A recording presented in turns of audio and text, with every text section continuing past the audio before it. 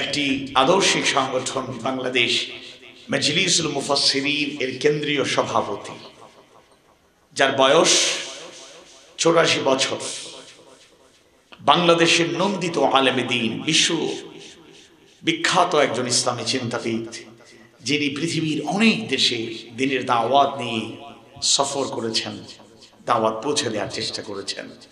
বাংলাদেশের গোটা জনপদে, গোটা দেশেই যার বিচরণ, যার হৃদয়গ্রাহী তাফসীর বয়ান শুনে আমরা উপকৃত হই, উস্তাজুল মুফাসসিরিন আল্লামা লুৎফুর রহমান হাফিজাহুল্লাহ তাআলা খুবই অসুস্থ। সকালে ব্রেন স্ট্রোক হয়েছে, তিনি ঢাকায় চিকিৎসাধীন অবস্থায় আছেন। আপনাদের কাছে দোয়া চাই, আমিও দোয়া করি আল্লাহ সুবহানাহু ওয়া তাআলা তার বান্দাকে দ্রুত এবং পরিপূর্ণ সুস্থতা দান করুন।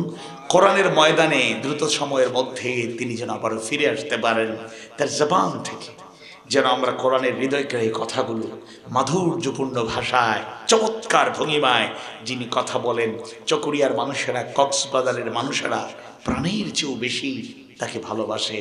আল হুব্বু ফিল্লাহ ওয়াল বুগদু ফিল্লাহ, মান আহাব্বা লিল্লাহি ওয়া আবগাদা লিল্লাহ। এই ভালোবাসা আল্লাহর জন্য। আল্লাহ তাআলা তাকে সুস্থতার নিয়ামত দান করুন, হায়াতে তাইয়্যিবা দান করুন। সবাই পড়ি আমিন। অসুস্থ আছেন আমার আরেকজন শ্রদ্ধেয় উস্তাদ, বাংলাদেশের অন্যতম শ্রেষ্ঠ স্কলার, মদিনা বিশ্ববিদ্যালয়ে বাংলাদেশ থেকে যারা প্রথম ব্যাচে শিক্ষার্থী হিসেবে গিয়েছিলেন, এবং তিনি একজন ব্রিলিয়ান্ট স্টুডেন্ট হিসেবে মদিনা বিশ্ববিদ্যালয়ে শতাধিক দেশের শিক্ষার্থীদের মাঝে কৃতিত্বপূর্ণ রেজাল্ট করে সবাইকে অবাক করে দিয়েছিলেন।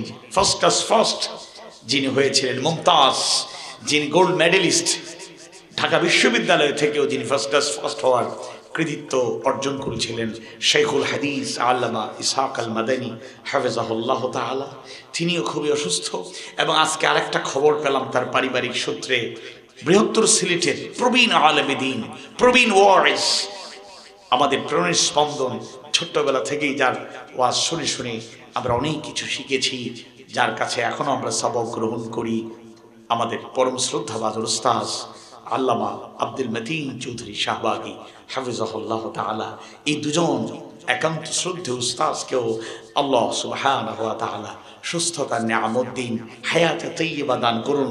দিনের পথে যেভাবে ভূমিকা পালন করে যাচ্ছেন, এভাবে ভূমিকা পালন করার তৌফিক দিন, বলুন আমিন।